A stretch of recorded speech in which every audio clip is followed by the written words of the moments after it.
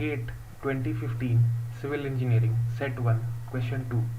The integral x square dx from x1 to x2 with x2 greater than x1 greater than 0 is evaluated analytically as well as numerically using a single application of the trapezoidal rule.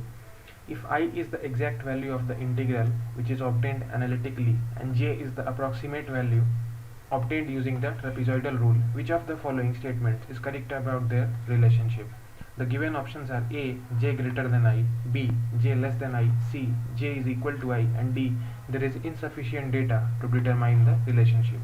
The relevant NPTEL reference has been listed. So if we are given a function y equals fx, let us plot that function on the coordinate axis.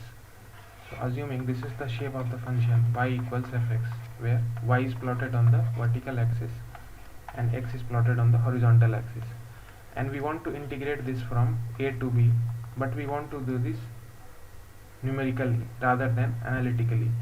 So here we divide this area into number of strips of width h.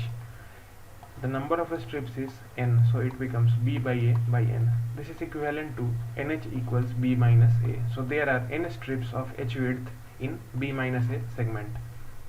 Now using the trapezoidal rule, the integration or the integral of this function from b minus a is obtained as I equals h over 2, where h is the width of each strip, into the first ordinate y naught plus the last ordinate plus 2 times the sum of all the other ordinates till n minus 1.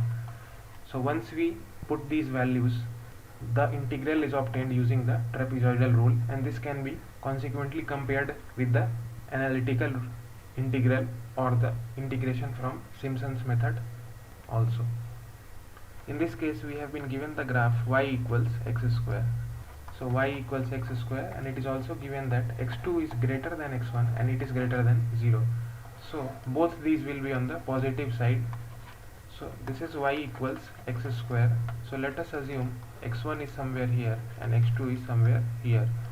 So if we integrate this analytically, that is I equals integration of x1 to x2 x square dx, this would turn out to be x cube by 3 from x1 to x2, which will be x2 cube minus x1 cube divided by 3.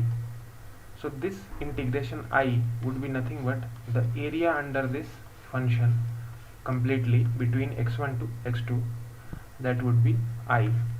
But when we need to find the integration using j, so we will assume certain points on the curve and we would join them using a trapezoidal segment, and then we will find the area.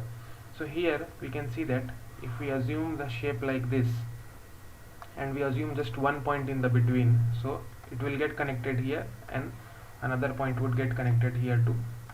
This will be x2, this will be x1, and this will be, let's say, x1 plus x2 over 2. So here we can see that along with the area under the curve, there will be a small segment of the area that will be recorded over the curve also. So j would certainly be greater than I because of this small segment of area that is also getting captured in the integration. So here we can see that the integral obtained from trapezoidal rule is greater than the integral from analytical method. So the statement that is correct about the relationship is j is greater than I, that is option A. The relevant NPTEL reference has been listed.